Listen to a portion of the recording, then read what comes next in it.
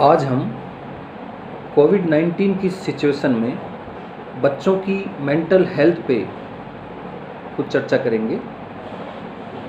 इस छोटी सी कहानी के माध्यम से, इस छोटे से एग्जाम्पल के माध्यम से मैं अपनी बात शुरू करना चाह रहा हूँ। जय और विजय दो बच्चे थे।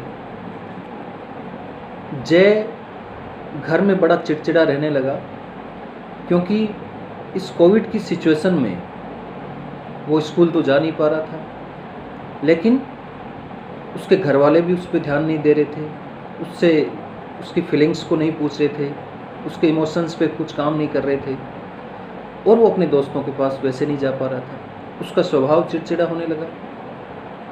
जब उसके एग्ज़ाम होने लगे, ऑनलाइन टेस्ट हुए, तो उसकी परफॉर्मेंस गिरने लगी। दूसरी तरफ एक विजय नाम का बच्चा है।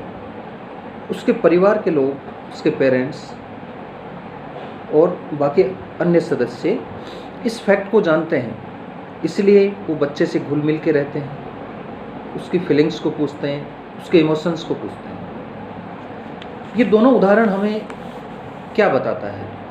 इन दोनों उदाहरणों के माध्यम से हम ये समझ सकते हैं कि मेंटल वेल बीइंग एक बहुत बड़ा कंपोनेंट है। द वर्ल्ड हेल्थ ऑर्गेनाइजेशन ने मेंटल वेल बीइंग के लिए 3 बड़े कंपोनेंट बताए हैं। पहला है इमोशनल वेल बीइंग, दूसरा साइकोलॉजिकल वेल बीइंग और तीसरा social well being. Emotional well being के तहत हमें बच्चे के इमोशंस की कद्र करनी है, बच्चे के इमोशंस को पूछना है उससे, उसके मन में क्या आ रहा है। साइकोलॉजिकल वेल बीइंग की हम बात करें तो बच्चे की जो पर्सनैलिटी है, बच्चा किस तरह रेस्पॉन्सिबिलिटी को ले रहा है, हमें उसे रेस्पॉन्सिबिलिटी देनी है, हमें बचना नहीं है। क्योंकि एक बहुत फेमस साइकोलॉजिस्ट हुए थे, एरिक एरिक्सन। उन्होंने लाइफ स्पेन थ्योरी दी थी पर्सनैलिटी पे। उसके जो पहले के 3 स्टेज है वो बहुत महत्वपूर्ण है। बच्चे के डेवलपमेंट के लिए वो तीनों स्टेज महत्वपूर्ण हैं। तो पहला जो स्टेज है उसमें है ट्रस्ट वर्सेज मिसट्रस्ट। आपने देखा होगा कि छोटा बच्चा 1-1.5 साल का होता है इस स्टेज में। कई बार छोटे बच्चे को अगर कोई दूसरा गोद में ले लेता है तो वो रोने लग जाता है, और एक बच्चा ऐसा होता है कि हंसते हंसते दूसरे के गोद में चला जाता है। ऐसा क्यों? ऐसा इसलिए होता है कि पहली बार उस बच्चे को किसी ने गोद लिया होगा तो उसकी केयरिंग नहीं की होगी, बच्चे के अंदर एक डर बन जाता है, अब वो हर किसी पे मिसट्रस्ट करता है। इस स्टेज पे पेरेंट्स की बहुत बड़ी जिम्मेदारी है कि वो बच्चे के अंदर ट्रस्ट डेवलप करें। दूसरा जो स्टेज एरिक्सन बताते हैं वो autonomy versus shame and doubt. 1.5 से 3 साल का बच्चा, या तो उसमें ऑटोनॉमी डेवलप होगी, वो छोटे छोटे काम खुद करना चाहता है। पेरेंट्स क्या करते हैं, उसको टोक देते, नहीं तुझसे नहीं होगा, तो बच्चे के अंदर शेम और डाउट आ जाता है। तीसरा जो स्टेज है वो इनिशिएटिव वर्सेज गिल्ट।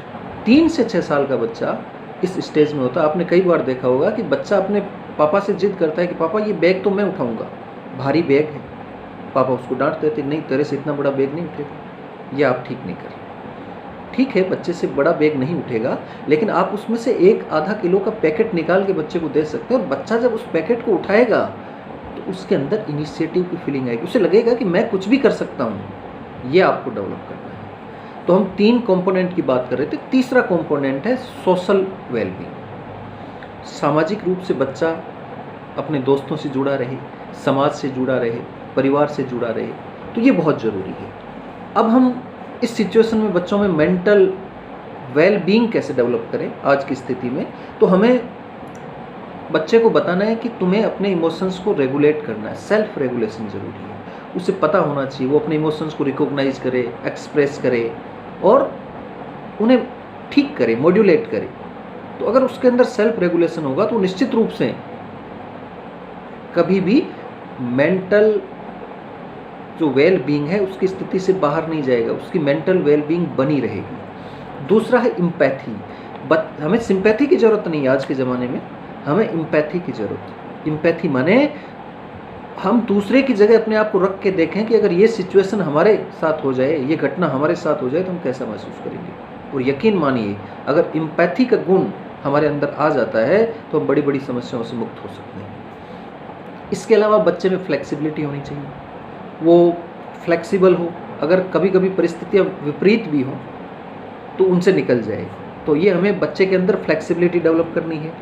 इसके अलावा एक बहुत इम्पोर्टेंट चीज़, हमें बच्चे के अंदर, बच्चे के शरीर और मन में हार्मनी, बच्चे को बताइए बेटा कि स्वस्थ शरीर में ही स्वस्थ मन निवास करता है। अगर बॉडी फिट होगी, शरीर स्वस्थ होगा तो मन भी स्वस्थ होगा। इसके लिए हम क्या करें? इसके लिए वो रेगुलर एक्सरसाइज करे, रेगुलर वॉक कर सकता है, इसके अलावा मेडिटेशन करे, योग करे।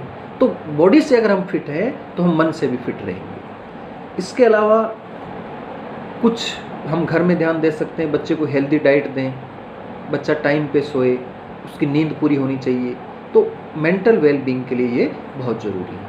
साथ ही एज ए पेरेंट हम ये कर सकते हैं कि इस लॉकडाउन के पीरियड में बच्चा कभी अपने दोस्तों से बात कर ले तो उसको फ़ोन दे दीजिए, वो बात करेगा, दोस्तों से अपने इमोशंस शेयर करेगा, हम उसे टाइम दें, बड़े बुजुर्गों के साथ वो बैठें, हम उसे अच्छी कहानियाँ सुनाएं।